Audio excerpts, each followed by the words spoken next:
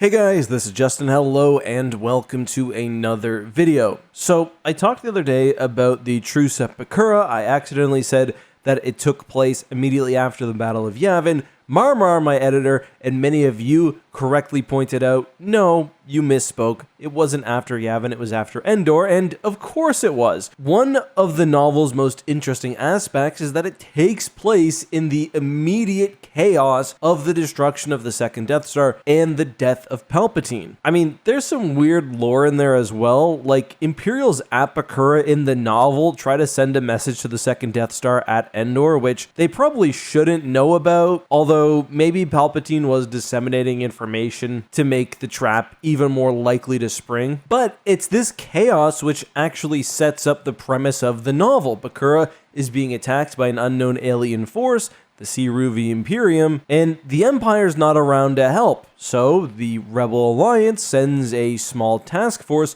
which coordinates with local Imperials, and you're gonna have to read the book to get the rest. But I thought that was a good introduction for a more detailed video on what happened directly after the death of Palpatine. We're talking mostly Star Wars Legends, although if I feel like it, I'll throw a bit of canon in at the end. So let's start right after Palpatine's death, while the Battle of Yavin was still continuing. And one of the big revelations of the Thrawn trilogy, well, I guess it's more of a medium revelation, is that the Imperial forces at Endor were being bolstered by Emperor Palpatine's battle meditation. Pellaeon finds this hard to believe, but Thrawn confirms that it's true. The benefit is that, especially in situations like this where it's more of a passive battle meditation versus a Jason Solo or Bastila Shan style coordination of tactics, is that soldiers, pilots, officers, they're getting boosts to their morale, their reaction time, their ability to coordinate, basically the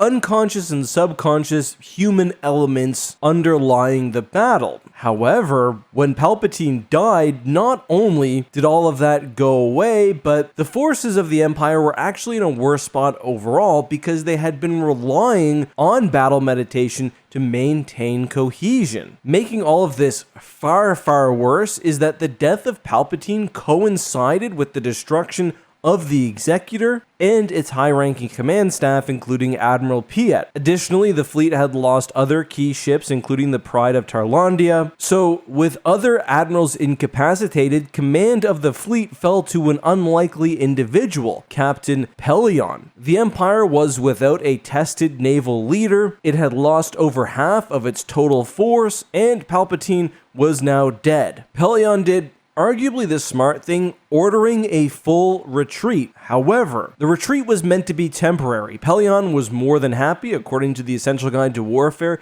to cede command of Death Squadron to one of the other admirals, either Blitzer Harsk or Admiral Priddick. However, the strong Imperial personalities could not come to a decision on next steps, and the fleet ended up breaking up. This would be just a massive, massive missed opportunity. Honestly, the ships remaining of Death Squadron probably would have been enough to, if not stomp out the Rebel Alliance, at least send them running. We see in the Truce at Bakura that the Rebel fleet actually remains at Endor, licking its wounds. The Essential Guide to Warfare continues, and it discusses how the Rebel Alliance formed before the New Republic, the Alliance of Free Planets. This is mostly a creation of the late Marvel comics of the 1980s. We see the Alliance, which had its Senate and capital on Endor temporarily, reaching out to other planets like Bakura to try to form a proper government. The Empire, on the other hand, continued to fracture. A few years ago, probably 5 years ago at this point,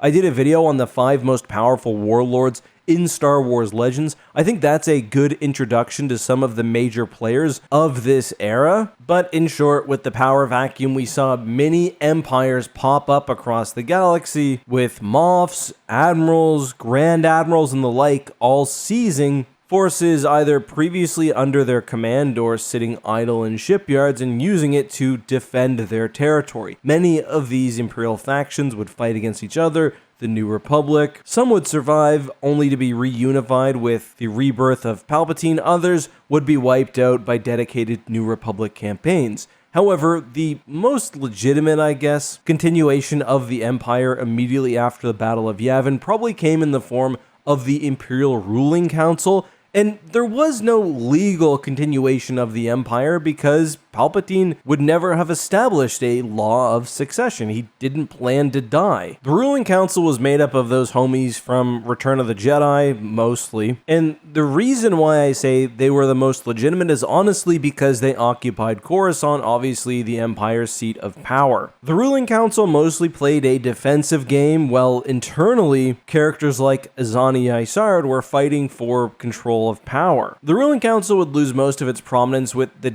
defeat of Izani Isard. I almost said death, but it's a little more complicated than that. And subsequently, the most legitimate Imperial faction would honestly be the one with the most power. For a while, it was kind of hard to pick one, then Grand Admiral Thrawn returned, and he was clearly the heir to the Empire. Oh, that's why they called it that. Then the rebirth of Palpatine. Then the Empire is totally in disarray before the Remnant really establishes itself as the new Empire and sort of stays that way. Anyway, that's Legends, and I'm more than happy to go into any specific detail or to continue the story if that's what you guys are interested in. Just a reminder, I did do that really long video all about the entire timeline after Endor. You should be able to find it, just look Complete History of Star Wars Legends after Endor. But let's now very, very briefly talk about canon. Interestingly, we actually get quite a bit set directly after Endor in Star Wars canon, whether it's Star Wars Battlefront 2, where we can see the Death Star explode in the skies over Endor, or the Aftermath trilogy, which takes us right up to the Battle of Jakku. Either way, following the destruction of Endor, we see in Aftermath, specifically in the interlude sections, that there are massive revolts across the galaxy, but that the Empire tried to clamp down on its most important systems. Still, as with Legends, we saw lots of mini-empires, small Imperial splinter factions popping up across the galaxy. Really a new one each time you want to tell a story in the universe without having to fight a known antagonist. The difference comes with Operation Cinder. This was all the discussion like in the late 2010s. I must have done so many videos on Operation Cinder and the contingency, and it was a really interesting bit of lore I've got to acknowledge, but basically, as with Legends again, there was no successor for Palpatine planned, and in fact, Palpatine wanted to tear the galaxy after his death. We saw the contingency where worlds which failed the Empire or which were loyal to the Rebel Alliance were openly attacked through a variety of means. To go into the rest of it is pretty complicated, but in short, the Empire kind of united under Gallius Rax. There was a final stand at Jakku,